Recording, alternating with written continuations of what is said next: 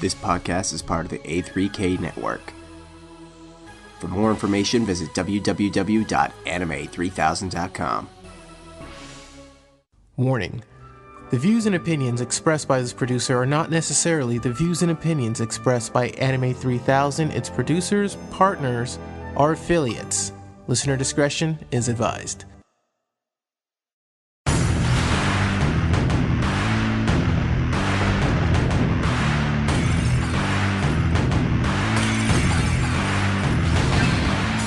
Ladies and gentlemen, the time has come for the 2012 Fandumb Face-Off. In the first quarter, we have the people you know for making it embarrassing to admit that you like an entire medium of entertainment. They have sullied the image of an entire taste in television with their ridiculous behavior, terrible taste in all that is everything, and complete and utter lack of the knowledge of social skills. Ladies and gentlemen, the otaku! Oh yeah! And in the second corner, we have those hair-covered harbingers of disgusting disaster. Those residents of the internet that you try to avoid at all costs but always run into because their macros are fucking everywhere. We've got the indomitable, the inextinguishable, furry fandom.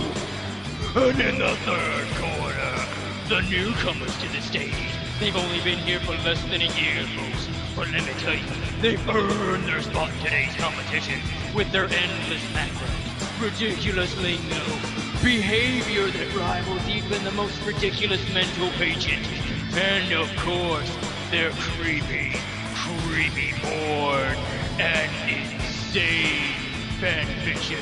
And in the world of fanfiction, they're saying something. Ladies and gentlemen, you know them. You can't get away from them. The Bronies! Yeah! And in the final corner, we have got those sultans of sprite comics. Those hedgehog-loving harbingers of horridness.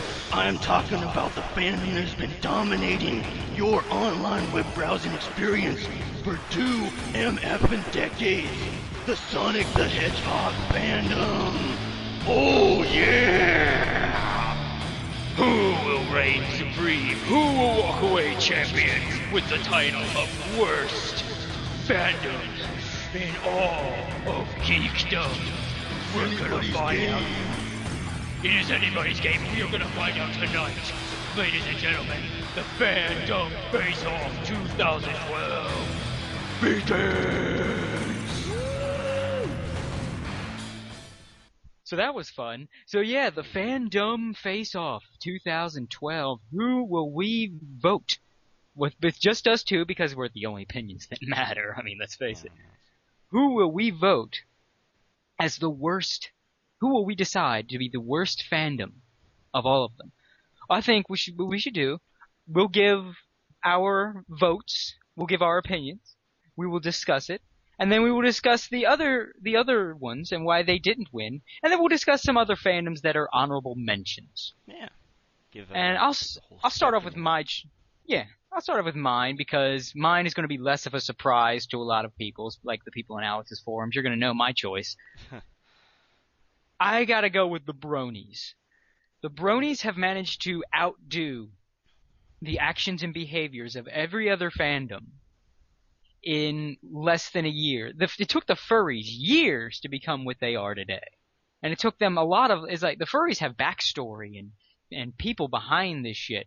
And without any of that, the Bronies just streamlined the process. They just came in, they got some macros, they're not funny, they got some in-jokes, they got some lingo. They got some creepy shit. Wall-to-wall creepy shit.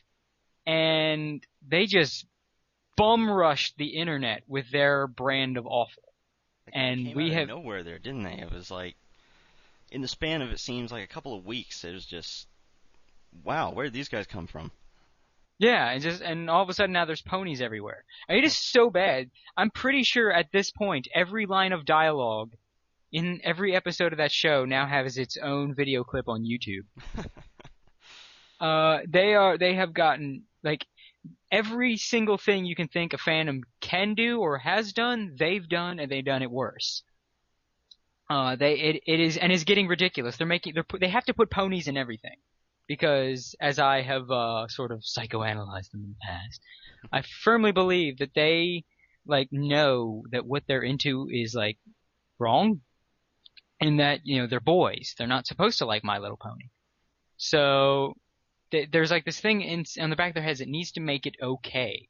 So this is what leads to a lot of like pushing ponies, pushing it on people, trying to get people to watch, trying to get them to quote unquote join the herd. Say what you will about furries, you don't have them trying to make you a furry all the time. You know what I mean? Like a brony will try to make you a brony. And they have to interject ponies in everything, and it has to be things like they gotta make music. There's some guy that made theme songs to all the ponies. They gotta make fighting games and RPGs about this shit, and they gotta put ridiculous amounts of manpower into it when they could have been making something much more. Well, I don't want to say creative. I mean, if they're making My Little Pony fighting games, they're obviously not creative in the first place. But they could be using this manpower constructively, and they're making this. And for people that are always going on about loving and tolerating and haters gonna hate, they are some of the most thin. They put they are right there with the furries in terms of thin skin. I mean, those people will pitch a whiny bitch fit if you even speak ill of My Little Pony or their little twisted family of bronies. And their behavior is ridiculous. Just watch just get a bunch of bronies together, pop a bag of popcorn, just sit in the chair and just watch. And just wait for that vicarious shame to just overtake you and you bolt. Like, I direct your attention to the, like, My Little Pony class presentations people have been doing. I don't know how this trend got started, and I don't care. It needs to stop. These people are committing social suicide, and it's very hard to watch. I challenge anyone listening to go find one of these videos and watch them all the way through. They are very hard to watch. Yeah. Also, it's this behavioral thing. I'm just going to end up repeating myself and going on here. But yeah, they have pretty much encapsulated every awful thing a fandom can do. Even their porn. Their porn encapsulates every awful thing. They have twisted fan art about like abuse, and at one point, the series producer Lauren Faust, who they worship at the altar of, drew herself as a pony for some gag picture. So then the bronies, to show their appreciation for all her hard work, drew hardcore porn of her pony Sona, I guess you could call it. Even one, it was like creepy, like bondage rape, like she was broken and covered in cum and tied up, and it's like real classy, guys, real fucking classy. Yep. So my vote goes to the bronies. So Alex, what does your vote go to? Well, I'm gonna have to go with furries. Really? You're going with the safe bet? Yeah, I'm going with the safe bet here. Now, granted, bronies are pretty awful for all the reasons you went into, and even more. We could go deeper into that if you wanted to, but I'm gonna have to go with the furries just because My Little Pony fans have gone after My Little Pony. That's the bronies come from. That's what they're into. Right. I think the furries are much more disease-like in their ability to sort of absorb everything and just turn it into this horrible, smutty ghastliness. Yeah, but the bronies have done that too. They ponyfy everything. There's a pony version of everything. Yeah. It's that, they gotta make My Little Pony cool and put it into everything. So they'll make like pony of this character, pony of that character. It's all over DeviantArt.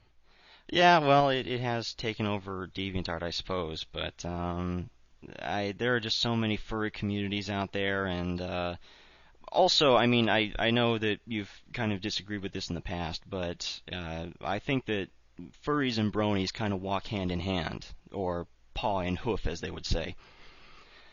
And the bronies are very much a part of the furry fandom, as are many of the Sonic fans, and the furry fandom just seems to be sort of this big umbrella of terror that sweeps across the internet, and none of your precious childhood memories involving Disney cartoons can ever escape it.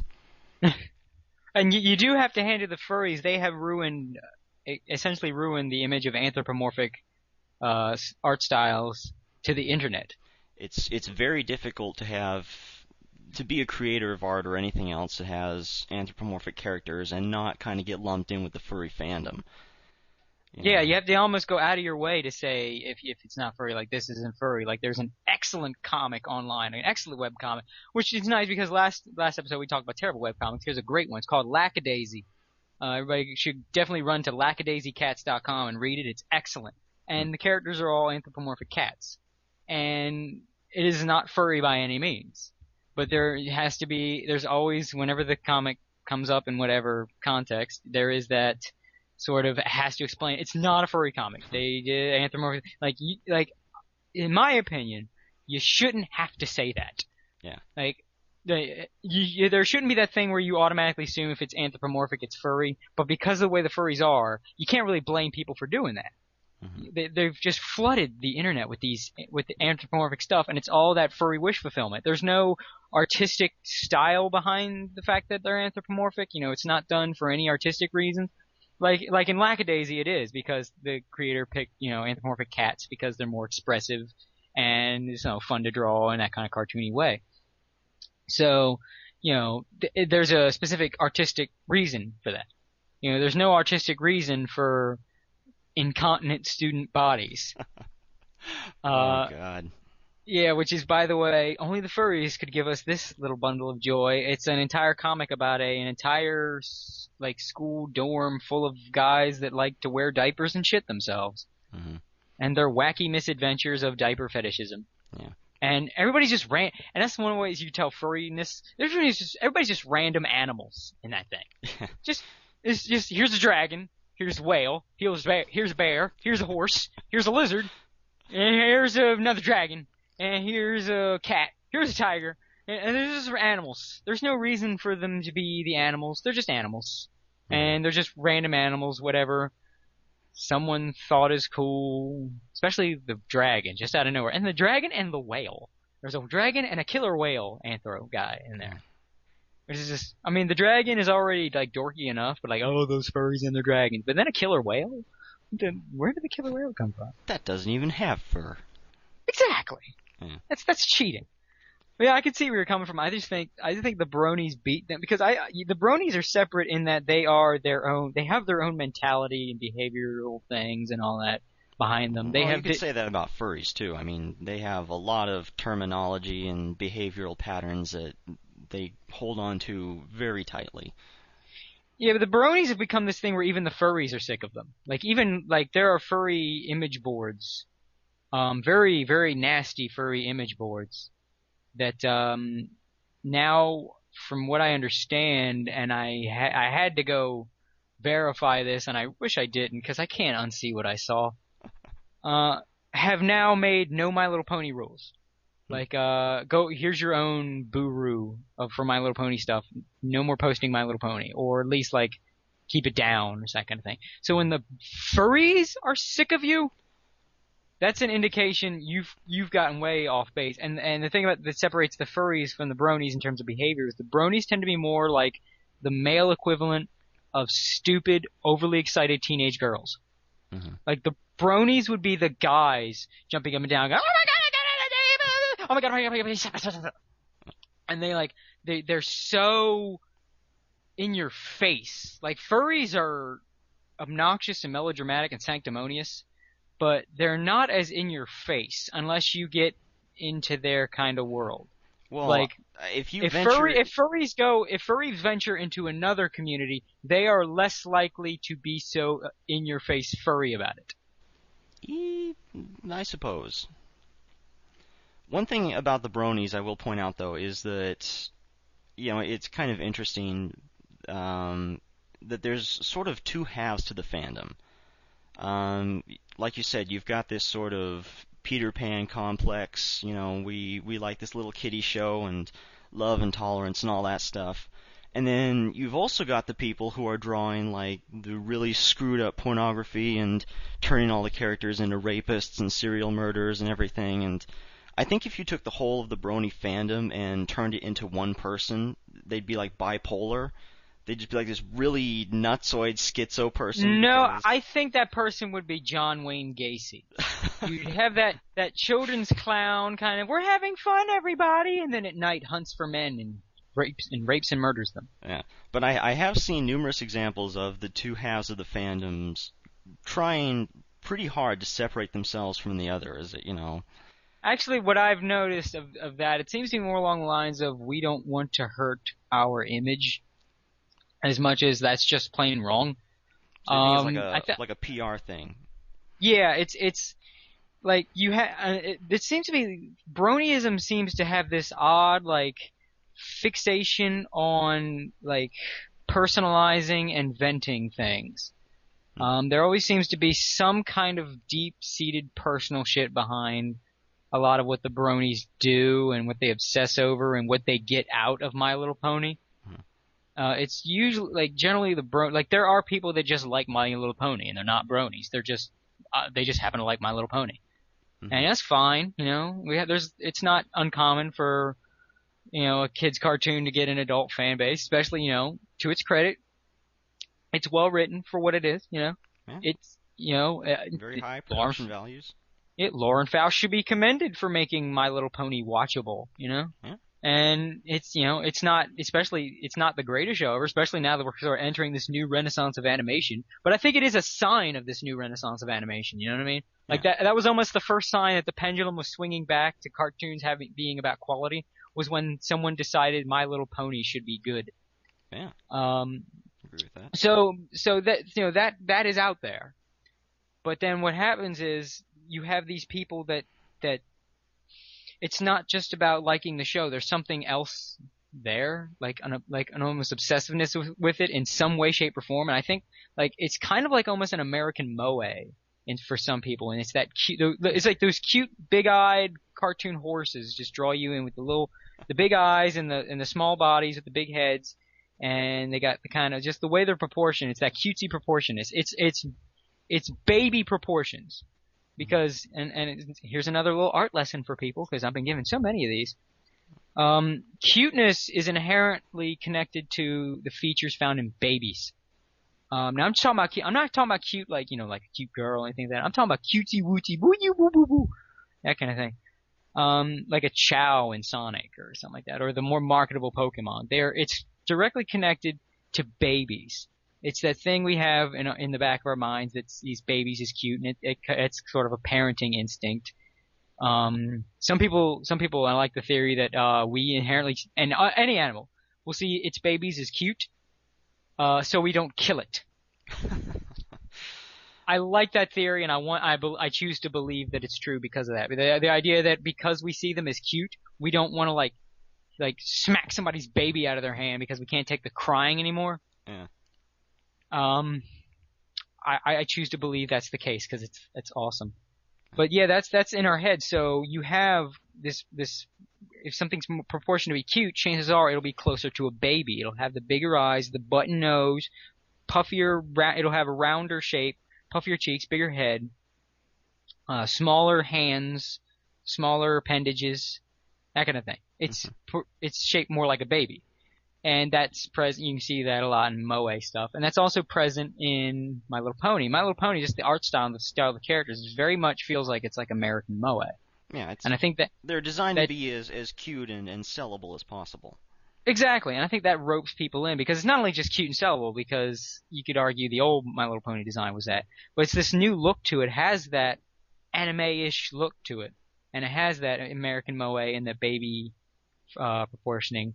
And what that does, that charms people and draws them in. Most people, let's admit, people. I mean, there's something about those colorful baby-looking ponies that just it's charming. Mm-hmm. It registers in the back of our mind, and I think that's what ropes a lot of people into just trying it out. It's like, oh, how charming. I mean, they don't think like that, but it's like that's the reaction that's going on in the back of your head. Yeah. And I think that causes people, and of course, see what the hype is all about. Yeah. But And I think that charm kind of brings them in at first, and then they get comfortable, and then they start like interjecting whatever is going on with them in it. Like you get a lot of this like I give you an example. I heard like there is a on Alex's website on the forums there is an entire thread dedicated to chronicling all the stupid shit bronies do because it is an endless entertainment goldmine. Yeah. And that's one of the things about the bronies. Like the furries will dip in and out. You know, sometimes they're not doing anything for a while. The bronies never stop. And there was a thing called scoot abuse. Apparently there is this little there is this that. Yes, there is this little pony named Scootaloo, who is this like little, rambunctious little scamp. And she is very similar to the character Rainbow Dash, who is like the lesbian pony. And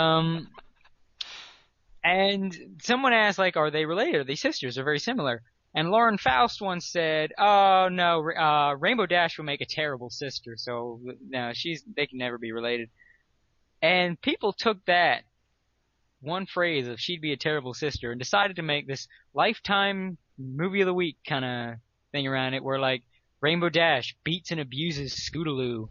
I remember someone posted a picture of like Scootaloo and she's all laying there all beat up and like beat the shit out of her and like it was and then you see a speech bubble come off screen from Rainbow Dash is like, yelling at her she's useless like, oh, I don't have time for this shit, I gotta go. And like why would you do that unless you have deep-seated issues that you're just venting forth through this goddamn show that, like, you're taking these characters now and having them be abused. And, like, I don't want to say they're all abused themselves, but I think they have some kind of thing about, like, abuse and, oh, you're a victim little toy being beaten and all that stuff. It's almost like people discover My Little Pony and then they go in this phase where it's like, okay, well, it's okay that I like this pony show, so now it's okay for me to experience all these other emotions that society has told me I shouldn't feel as a 20-something male, but the only way I'm really comfortable expressing those emotions is through things that involve the ponies. It's sort of like they make this weird mental connection between this cartoon and feelings. Yeah, it's very creepy. And then, but like I said, one of the reasons I would put the bronies above the furries is that you can get away from furries. You can't get away from bronies if you're entrenched in geekdom. You just can't do it. Furries kind of are relegated to their own zones.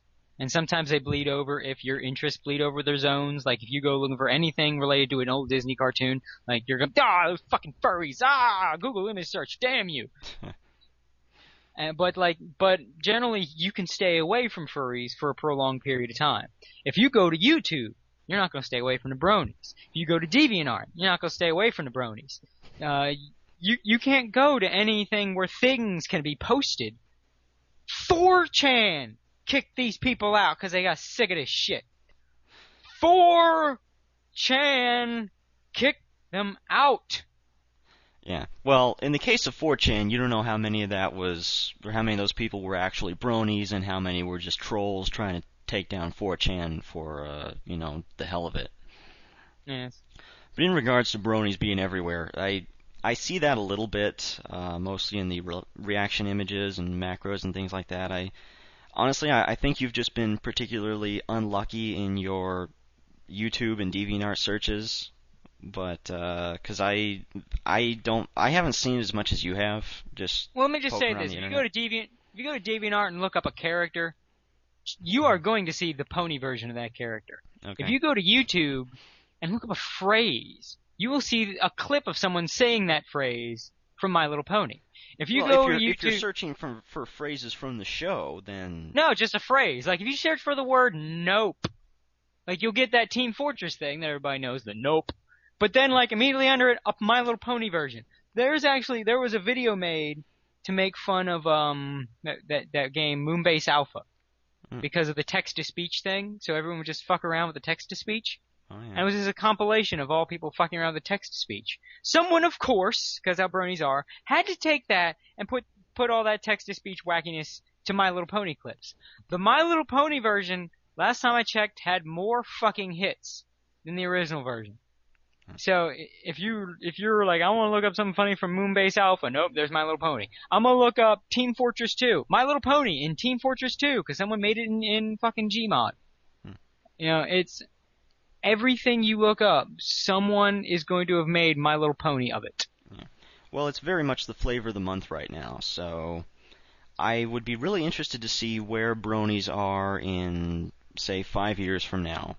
Because I think that, you know, one thing you're right about, this fandom has gotten so big so quickly that sooner or later it's going to collapse in on itself. I mean, I really don't think that bronies are going to have the longevity of these other fandoms that we're talking about. You know, like I said, Sonic fandom's been around for 20 years. I don't think anybody's going to be talking about Friendship is Magic even 10 years from now. I would be very surprised. So I think this is a case of a star burning twice as bright for half as long. True, but then again,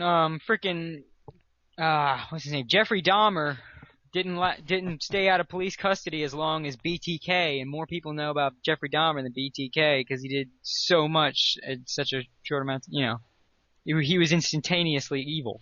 You know, BTK is more something people forgot about over time, even though he wasn't prolific, and he came back in the news and all that stuff. So people are more likely to recognize Jeffrey Dahmer than BTK. And most people remember Charles Manson just for the Helter Skelter thing, and then they found out the rest of the crazy shit later. Yeah. So, the Sharon Tate murders I'm referring to. So, I mean, even if the bronies are gone, their mark will forever linger, festering on the internet. Their hoof print will forever be on the information superhighway. Yeah, and they have this issue with, like they said, the ponyfying thing is getting to be ridiculous because they're starting to the point, like, there's a fan fiction that crosses over My Little Pony, Friendship is Magic, and Fallout. Fallout. Yeah. And there's not a trace of irony or comedy to it. It's played straight as fuck. It needs to be seen to be believed, folks. It's called Fallout Equestria.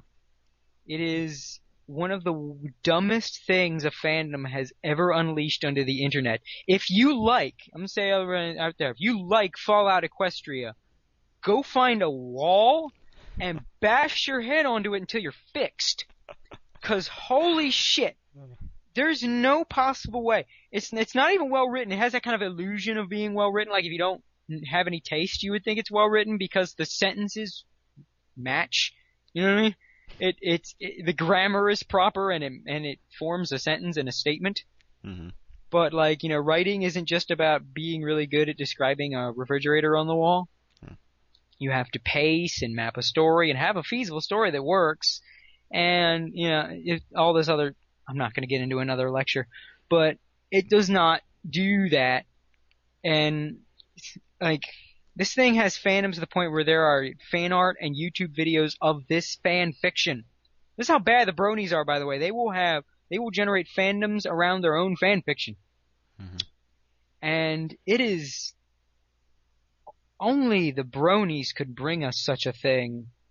To think that My Little Pony, Friendship is Magic, a series where characters have sang songs about pretty dresses, and a group of little girls called the Cutie Mark Crusaders had to learn how everybody got their cutie mark. This is a series some guy thought would be good to cross over with Fallout, a dark, a gritty and yet darkly humorous post-apocalyptic RPG series. These things go well together in the mind of this dipshit. And, like, the furry fandoms come up with some stupid stuff, and they furrified a lot of stupid stuff. But the thing about it is, like, they obsess over a simple aesthetic. So, it's like, if you see, like, you did an example a couple podcasts ago, of Ichigo as a wolf. If you see Ichigo as a wolf, you're gonna say, that's dumb as hell. But if you see Ichigo as a pony, you're like, that is dumb as fuck! Because there's a whole new level of stupid because you're crossing over not only a specific thing with a different franchise, but this specific thing has its own aesthetic, a cutesy, friendly kind of thing. And when you cross over these other things onto it, it hits that mental barrier in your mind, mental barrier in your mind. Yeah, good job there, Schmecky. It says, hey, these things don't go together. Like, you would laugh at a joke, like there was a bit in Big Daddy where the foreign guy played by Rob Schneider was saying something goes together like lamb and tuna fish. Obviously, this was a joke because he said, would you prefer spaghetti and meatball? And it did another joke from that. But the thing there is like, you hear lamb and tuna fish and you have that mental block, that wall in your mind that says these two things don't go together. So saying like two things go together like lamb and tuna fish gets an immediate gut reaction out of you because of that little thing in your mind. So Brony art, this ponifications thing, sets off that same block that says these things don't match. You know, that does not plus that. And that makes the art worse than it was just Ichigo and a wolf. Because that's like another version of Ichigo versus Ichigo and this clashing force fused together. See what I'm saying? To an extent, yeah, I see what you're saying. But if I can back up a little bit here, you were talking about the furries being obsessed with the whole anthropomorphic aesthetic. And I would like to talk about that because that is one of, in my mind, the most egregious things about the furry fan base. Because it has, in its own way, made the furry fan base this haven for bizarre sexual deviancy. And the reason for that is no matter what crazy, fucked up thing you're into, if you're willing to give your characters ears and a tail, then the furry fandom will welcome you with open arms.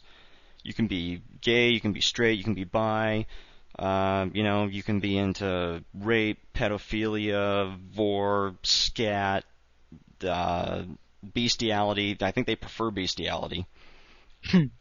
But it's literally the most anything goes fandom. As long as you are willing to sell your soul to the furry god and make your characters half animal, then you're in. It doesn't matter. They don't give a crap beyond that. You know, I like to, whenever I imagine someone new joining the furry fandom, I get this little mental image in my head, like they're walking into an office for a job interview, and the guy sitting behind the desk is wearing these fake cat ears or whatever, and he's like, alright, what are you into? And the guy will sit down and he'll go, well, my fetish is dick-nippled centaurs raping toddlers. And he'll sit back, kind of thoughtfully stroke his chin for a minute and think, and he'll go, alright, well, can the toddlers be half Dalmatian? And he'll say, yeah, I can get off to that. And I'll go, alright, well, welcome to the furry fandom. Here's your I love to gift badge. Go tell your friends and send in the next guy. But, I mean, it's literally, if your characters are furry characters, then they don't give a shit what else you're into. And that's kind of made the furry fandom this sort of underground society of sexually abnormal people. And it's to the point where if you claim to be a furry and you're like, oh, well, I'm not into all that crazy sex stuff that the fandom is associated with, well, that's pretty much what the fandom is. So you really can't escape that. You can't go, well, I'm a furry, but I'm not into the same stuff that 98% of the furry fandom is known for. I mean, at least with the bronies, there's sort of like this small grouping of people who, alright, it's weird that they're so into this kids show, but they don't do anything particularly fucked up beyond talk about it way too much.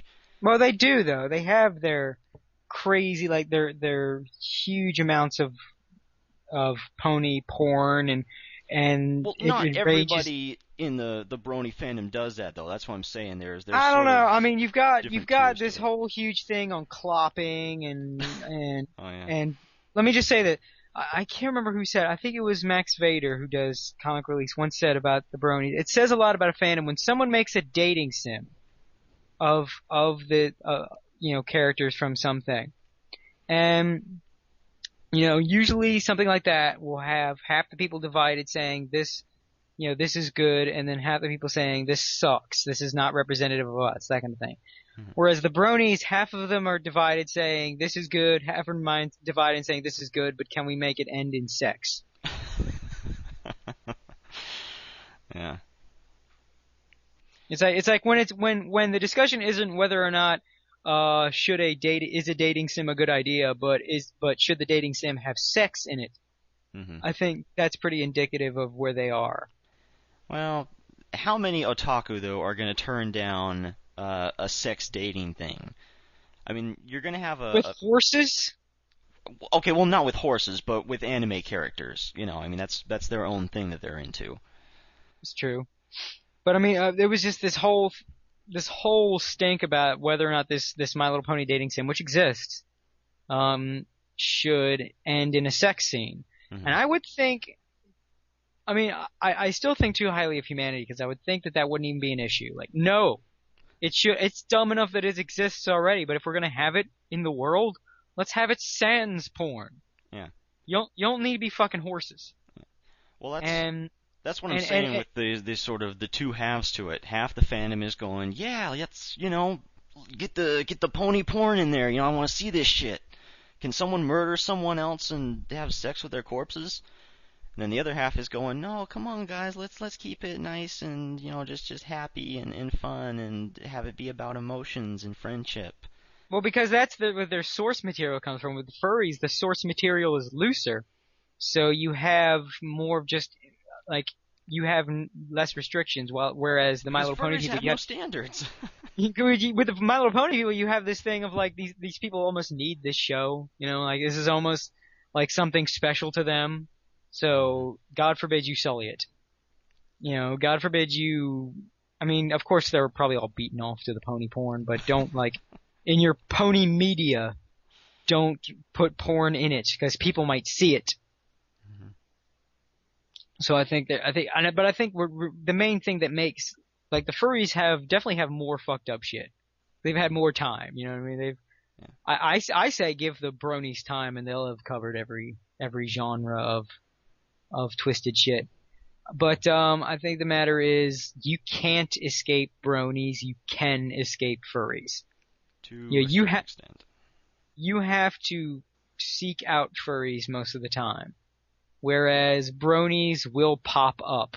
You'll just be hanging somewhere and boom, brony, something pony related just hit you.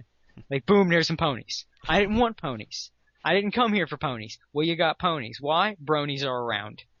You're not gonna go on YouTube like, damn it, I didn't want anthropomorphic college students. I'm tired of seeing all these sexual escapades of a frog and a cat girl in my fucking recommended video links.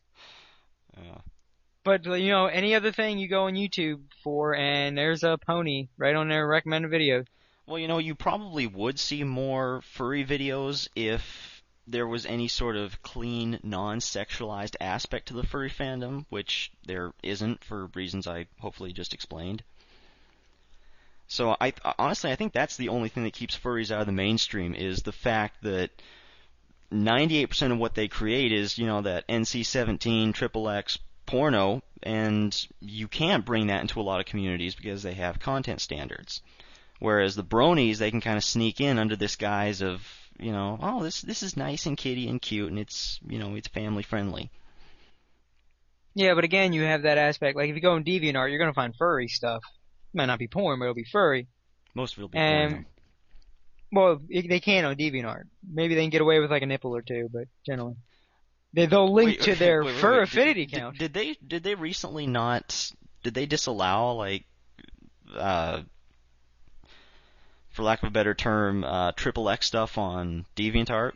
Yeah, they have for a long time. I mean, you can do like someone being there naked. You just can't have anybody fuck or do anything or get off or anything unless it's like arty and tasteful or something like that. It's basically the worst you can get is R-rated on there. It's been that way for a long time. Oh, okay. I've seen a lot of naked people on DeviantArt in the course of looking for cosplay photos. Well, you might have gotten stuff that was under the radar, but they are breaking the rules and will probably have that shit removed. Okay. But generally they're like keep it R-rated unless it's tasteful or whatever. But like, of course, there'll be a link on the side to their fur affinity account with all the porn on it. Yeah.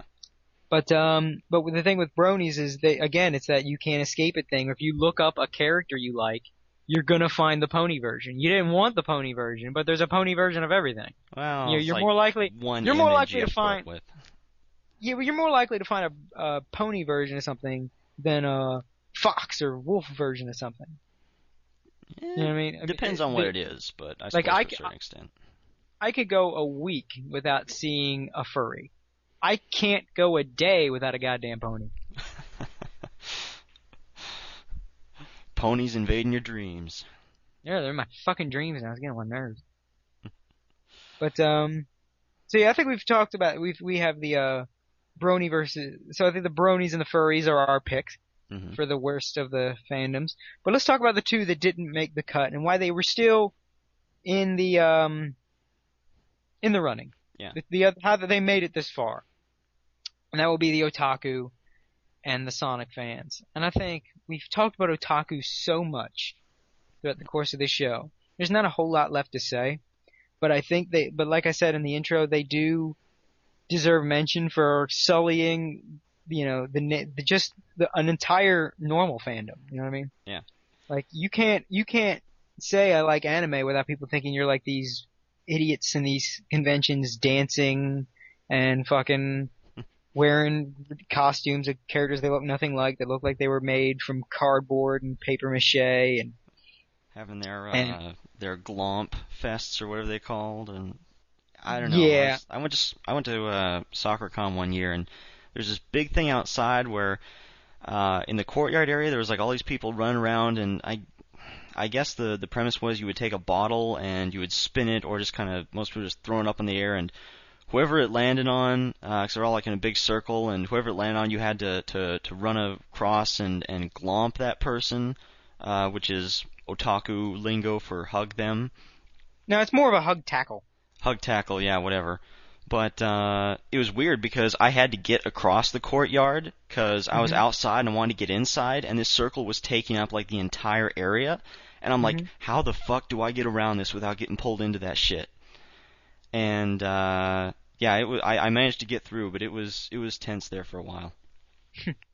Yeah, because like I go to Otakon, and the nice thing about Otakon, because it's so populated, you get a lot of normal people there, but you also get a lot of those types. And I've noticed something about otaku. They're giant cowards in person.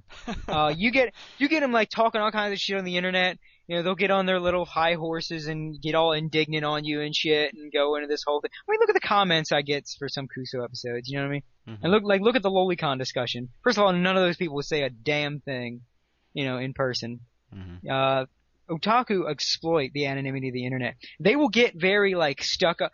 They're hilarious to watch amongst themselves because they get like really stuck up and like almost like art snobs when they're talking about something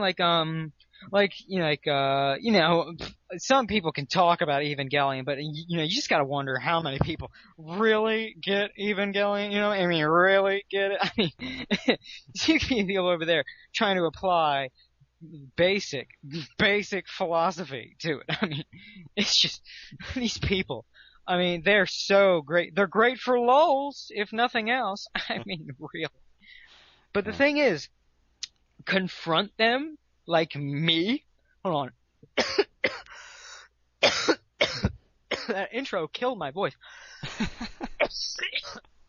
Get that little tickle in my throat, and then when I pronounce certain things, it's activating it and making me gag. Yeah, my throat has been sore ever since then. I'm taking a sip of water every few seconds here. As I was saying, giant cowards. If you act like me to them, and I have, because I am me. And believe it or not, folks, I'm no different in person. I don't, have an internet. I mean, I do a lot of hyperbole for fun, but that's how I fuck around. That's how I fuck around in person. Yeah. I like extremes. Extremes are fun. And they're funny, I think. And other people seem to think. They watch my stuff. Yeah. But yeah, I'm no different than I am in person in real life and around other people. I don't clam up, when it's funny. And I have noticed that because otaku will big time. They will run home and talk shit on their live journal, but by and large in person, they will the only ones that don't back down are the ones with hardcore Asperger's that don't have any social skills anyway, so they're not going to really argue. They're just going to kind of lose their mind. Yeah. Or they'll get passive aggressive. But then when you call them out on it, or they're trying to retreat. I was in a line, the line for pre-reg, one of my first Otakons, and this is back before, I don't know what they do now with pre-registration in Otakon, but they have streamlined the process beautifully. Kudos to the Otakon people. There's literally no lines now. You just go in and out. And it's like hundreds and thousands of people, and they've streamlined to the point where lines are gone. So I like the fact that the anime convention has better organization than like most major football games and shit. Yeah. But back then, this is before they streamlined it, so there was a line, and we're in a line with all these people, and I was bringing up Full Metal Alchemist, and how terrible it was. Now this is before Brotherhood. So this is before there was a good Full Metal Alchemist anime. I was bringing up that the manga was good, but the anime was ass. Mm-hmm. And someone was starting to jump on that. You know what I mean? Mm-hmm. They're like, the anime was great, and they were like using very incredible. Like, the anime was great. It was like the anime was beautiful. I don't know. No, you know what he was doing? I remember now. He was doing that kind of 4chan irreverence, like he didn't say it was leaked, but the kind of the people that say the kind of internet irreverence in real life that looks really dorky, and I don't think people that do this realize it's not nearly half as effective in real life as it is in the internet, and they'll do like the kind of people that say they do things for the lulz in person, that kind of thing. God, I don't remember. You know what I hate is when people, instead of laughing or acknowledging that something is funny by conventional means, when you're talking about something that's kind of screwed up, they go, what? Like, all capital what with a period after it. And I see people do that on the internet a lot, but I have encountered a couple people, both of them at anime conventions, who they will do that, and they'll see something that's kind of messed up, or they'll hear like a bizarre story or whatever, and they'll go, "What?" Well, isn't that a common thing to say? Well, I'm probably not enunciating it correctly because I can't do it very well, but it's not like, what? Or, oh, what? It's just like, what? Just okay, I think kind of like they're shouting this statement, like, what? And they do that a lot, and it gets you mean like, what? Like, what? What? You're not even that much. It's just, it's a period afterwards. It is a statement. What? Like, what? What? I can't get it. I can't get this what. And that's the thing I've noticed, a lot of internet dork talk, you can't do it if you're not a dork. Yeah. Because I can't even imitate half these people. I can't do an impression. I don't have... I know, I can't even do it either. Yeah, I have discovered something throughout my years, and I call it geek speak. And geek speak is basically when someone doesn't have any social skills, and they are faking it by using what they've seen on TV, except all they watch is anime, or stuff, that kind of shit. And it comes through in the way they act. They're usually they emote too much. They're too melodramatic, and they have no ability to talk casual. Like, see, we're talking now. This is casual talk. We're just talking. We're just shooting shit. Mm-hmm. For instance, when one person says, "Hey, man, can you give me a sandwich?" A person speaking geek speak like, "You know what? I have just realized. I'm hungry. You know what? I could just go for a sandwich right now. A sandwich would be great. Could you just get me a sandwich? Oh, that would be delectable. If you could get me a sandwich, like, don't put mayo on my sandwich. I know you have in the past put mayo on sandwiches. I just want to let you know that I'm aware of it, and I don't want any. Do not put mayo on my sandwich." It's like they're performing. They're not talking, they're performing. Yeah, like they're trying to be fucking Ellen Page or Michael Cera.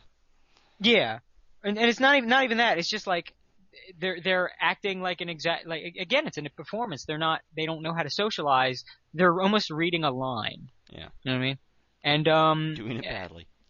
Yeah, and I noticed that's like the ones I'm talking about here. The weeaboos do that a lot, and I actually work with one. I work with a stereotypical guy like that to the point where he doesn't shower. Because I have a part-time job mainly for the free insurance. Because when you're freelance, you don't get free insurance. But when you can just go work at a fucking bakery and just sit around and do pretty much nothing, and all your boss is like, you say you get away with murder, you get a little bit extra money and free insurance. It's a nice deal. But the downside of this is some of the people I work with. Actually, there are a couple of bronies, and I thus far been successful in avoiding their bullshit. Because I hear they bring up ponies a lot. And Lord knows I would have to, knowing me, just tear into them, and it wouldn't be pretty. because they get melodramatic. But I just want to know what kind of fucked up bakery you work at, man. You got. I know. I got otaku, I got bronies, I got one guy who's upset, who's like really into Power Rangers, but he's cool, so I don't, he ain't a problem. I got fucking guys I swear are on drugs. It sounds like you work in the middle of a really badly written sitcom. Conceived by people who spend too much time on image boards. I do. I really do. I mean, I've even got like the idiot that's like impossibly stupid. Except it's a girl that talks like, who's like a trailer trash, who talks like she's trying to do the thuggish thing, but she's got kind of a lisp, and she's got that fat talk where her cheeks are getting in the way of the voice sound coming out, so there's that thing going on. Oh yeah, she didn't. Was she the one who didn't know who Sherlock Holmes was? Yes. I had mentioned. I'm just going to go off on a little tangent for the people that don't know because this is a funny story. I had mentioned that we were talking about movies, me and the guy that really likes Power Rangers, and she comes up, and I would mention Alvin and the Chipmunks because it was a shit movie, and we were laughing about that. And she comes out, "Oh man, you talking about Alvin and the Chipmunks? That's my shit, yo!" And I'm like, "You actually like that movie?" And it's like, "Yeah, man, it's so funny when you come up with it." And I didn't understand where she said after that, but I caught some. She said her favorite part, and I caught a pop culture reference in there, but I couldn't really tell what half the words that were coming out of her mouth were. Mm-hmm. And then I kind of laughed, like, "You actually like that movie?" And she's like, "Yeah, well, what movie do you like?" And then we were just talking about it, so I said Sherlock Holmes without missing a beat because I just saw the movie and it was really good. And I'm like, "Sherlock Holmes." She goes, "Who's that?" Oh no, he said. Well, she said, "What's that?" No, she said, "What's that about?" And I said, we both looked at her and almost in unison said, "Sherlock Holmes." Like the movie Sherlock Holmes. What's that about? Sherlock Holmes. To which she replied, "Who's that?" And we paused in disbelief, looked at each other, looked at her, like, "You've never heard of Sherlock Holmes?" "No, why would I heard of Sherlock Holmes?" Like, from the books, the detective, he's been around long, like he's been around. The story's been around for like decades, like way before we were born. I'm not going to drop years on her because I'm trying to rephrase my words carefully because I know she's not going to understand half the shit's going to come out of my mouth. Yeah. It's like, he's heavily I want to say like he's part of the vernacular, but come on. Mm-hmm. So I said like he's heavily ingrained in our culture. They've been around since way before we were born. Well, that's why I ain't heard of them. And I was like, "Well, you ever heard the phrase "no shit, Sherlock"? I said, "Yeah, that's where it comes from." To which she responds, "So what? He dumb?" And I said, "No, that's sarcasm." At which point she had to leave. But everybody who I've told the story, including everybody at work, said the same thing. The next thing she would have said was, "What's sarcasm?" Like, I went to the free clinic for that.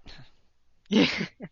So yeah, this is pretty much the zone in which I work, and one of them is an otaku. He never showers. We have hats we have to wear, and I have to, and it was actually my boss's idea. My boss, by the way, very cool lady.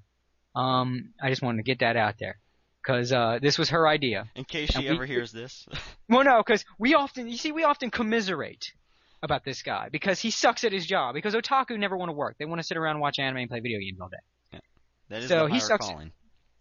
Yeah, which drives me crazy because it's not hard. Maybe it's just because I have a do-nothing job. It's not a hard job. Like, for God's sake, he has pretty much my job, and he fills it. Like, I usually close, and he fills in when I'm not there. Mm-hmm. My job consists of I come in for the first hour or so. I put stickers on things, maybe put things in boxes or containers, and snap the containers shut. Put them on a shelf, and that's it. Putting on stickers. This is shit I did as a kid on playsets. This is too much work for this guy. And then like I mostly just sit around because it's not hard work, and I could get it all done with time to spare. This guy can't manage. So my boss and I, we commiserate, and I wrote my name in marker on the inside of my hat so that he will not use it because he will just use anybody's hat because he never washes his hair. Ugh. It's gross, and he has that smell to him that anyone who's been to a anime convention that's not really big, because when you have a big anime convention, you have more normal people. So when you have a smaller one, you have more otaku. So anybody who's been to those knows this smell. Yep. It's not a traditional stink, because when people think stink, they think like a fart. This is not a fart. It's like that human stink. You know what I mean? Like, his presence has been here, but way too strong. Yeah. It's like it's just the smell is almost like the presence of being, But it's like when you smell that Presence of stench, failure. yeah, it's like if you smell that stench, it's like that's how characters in Bleach must feel. And like, oh, their spiritual pressure is too strong. Oh, their presence is too strong. I can't take it. That must be how they feel when you smell this stench. Yeah. So that is the thing about otaku. They have this like, it is this. How do I put it? How do I put it succinctly? I can't think of a way to put it succinctly. There's just like these things like Kind of smells like they've been dead for a while, but they're not. Yeah, it's like they don't have it's death minus ammonia. That's exactly the smell. Holy shit, I just hit it. It's death minus ammonia. And otaku just have this thing where it's like their image is just sullied everybody. They've ruined everybody's fun. And there's just this overarching like I've lost a lot of my train of thought because I just had so many stories to tell. But You've been thinking about that smell and it's starting to like mess up your brain. yeah, the smell hit me again. I'm like, oh god, it's too much. Oh, I can't stand the pressure is too strong. Having all these black and white flashbacks to Otakon. Yeah. Well, Otakon didn't really have a smell. That would shock me. But now I realize it's because there were more normal people. It was a bigger convention, bigger space. But you had more normal people there. And by the way, anybody who goes to Otakon and you're just kind of looking for people, find the black guys. And I say that this is like reverse racism here because black guys are a godsend to the anime fandom. Because generally, by and large, of course there's exceptions, but generally by and large they can get into anime without losing their sense of self and social skills and cool and all that. Mm-hmm. So you find a black guy at an anime convention, they're probably going to be the most relatable and easiest to talk to. There's just something like cool is ingrained in the black gene. And like that is why you always hear the joke about white people. It's true. We have dorkiness embedded in us, and we must fight against it. Whereas they have coolness embedded in them, and they have to actively work to turn themselves into dorks.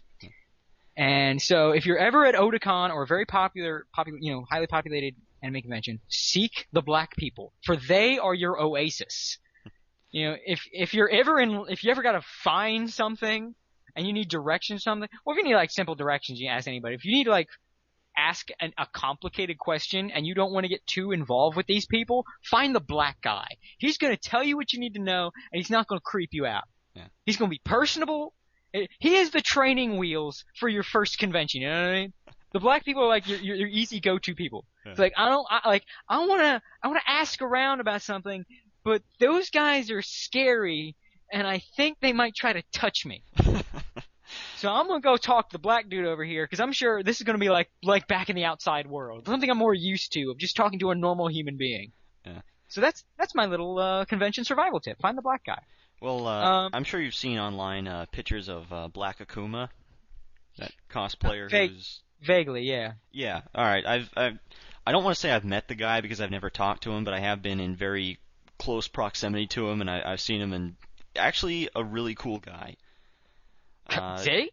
Yeah, just very, very laid back. He's been to a couple panels, and he'll help out and have fun, and like he knows everybody. He's just really cool, and yeah, it's like, all right, well, awesome. So yes, thank God for black guys. Yeah, even when they cosplay, they are cooler than normally dressed white people most of the time. Exactly. And going back to my old story because I got off track. The one thing about Otaku, besides the hygiene and everything like that, they can't handle confrontation. They're actual cowards. And like the whole Full Metal Alchemist thing. I brought up Full Metal Alchemist in this line. Wow, I got off on quite a tangent. I just realized. This is gonna be the longest podcast. I know. Well, otaku, they breed so many stories. But it was brought up, and this guy was doing that kind of geek speak thing, and he was doing, I can't remember what he said, but it was something that just made me cringe because the way he said it, it was like, the way he said it was like, dude, you said that with the internet in mind. You know what I mean? You didn't say that as a communication between two people. You said that with that is what the internet has done to your speech. Whatever he said, I can't remember. But it's like that is the kind of attitude the internet has given you. It does not work in person. That's the only world he knows. Yeah. And I brought up, and I went off like on a thing. I was making fun of the show. You know what I mean? because a friend of mine was there and I was playing it for him and we were joking. Like, I was doing the whole thing. It's like, dude, come on, this show had a thing where like you sacrifice babies to go to World War II and they're using dead Jews for alchemy and all those jokes. And, people around were laughing. And when I started cracking jokes, this guy sunk. Like, he went into an on the inside, he was curled up in a fetal position. You could see little things in his body language. Like, that internet confidence, dead. The second he was shown confrontation, it was killed. And that's happened a couple times where I've, like, he's been dicking around with people and someone will chime in, like, on a thing. Like, almost like they said, bring it on. And they were expecting, like, some kind of internet dick fight or something. And I don't do that. Close the browser window in reality. What do I do? Yeah, it's like, see, I and people like myself, I'm not going to say like I'm some super cool guy. I am just one. I am the type that this podcast is made for. The other side, of the fan. I don't do that shit. I'm not going to sit there and debate you because I'm not going to change your mind. I'm just going to I'm in a casual conversation and I'm going to treat it as such. Mm-hmm. I didn't come here to enter the debate club with you. You know what I mean? So I'm just going to crack some jokes and say my piece. And if someone has an interesting point, I'll add on to it, but that's about it. And that'll happen. Like, someone will say something, and I'll just start making fun, not of them, but because that's the thing. Like, when you start making fun of the individual people so much, you make fun of somebody if they do something to deserve it. You know what I mean? Like, we're doing with the fandoms today. Yeah. But when you don't know them, you're not going to start making fun of them, or else you're a dick. But so I just started making fun of the source materials. I can't remember one thing was someone was bringing up Hatalia, and it's like, Hatalia is like total because it's like real history and all. It brings up real history. Like, no, there's no greater way to teach history than a bunch of identical looking gay guys being gay. But no, they're being gay to history because you see, France and Britain had relations at one time, and that's why they're butt fucking. Because France and England and the Axis powers, that's why it's a gay hug fest with some knob gobbling on the side. Yep. So, see, it's gay, but it's historically gay. And this is the point when I started doing this, a couple people were just busting out laughing. And then the guy that said that, again, it was that sync. Like, they can't take criticism in person. Like, if this was the internet, he'd be fuming, and he'd have a long-ass response, and he'd call me some names. But this is in person, so he won't do that shit.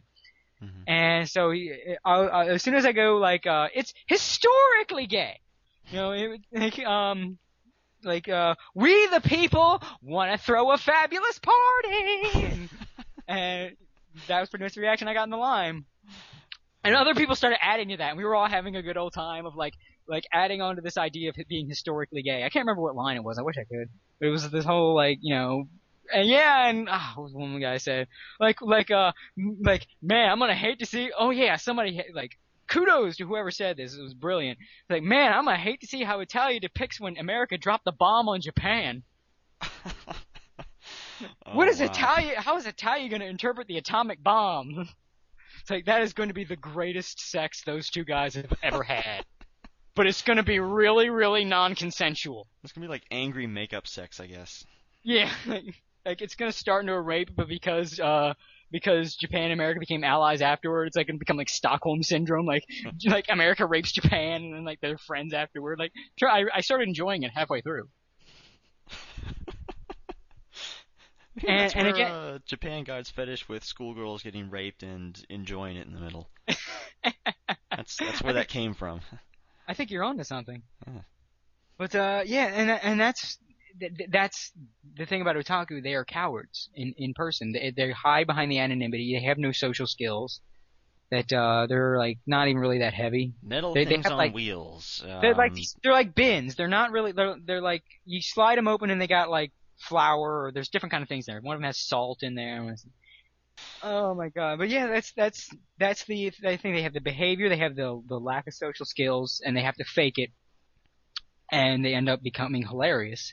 And then you have the cowardice that they hide behind the anonymity of the internet. These are balls to the wall social outcasts in every sense of the word. They will diagnose themselves with Asperger's to make excuses for their behavior. It's that you don't have Asperger's, you just suck. Yeah. Well, sorry, folks, but it seems like there was just too much to discuss in that podcast for one episode. So we're splitting this one in twosies, you see? You've heard discussions of the otaku, the furries, and the bronies. But what of that wacky Sonic fandom? And what of all the fandoms that were of honorable mention but didn't quite make it into the discussion or into the top 4?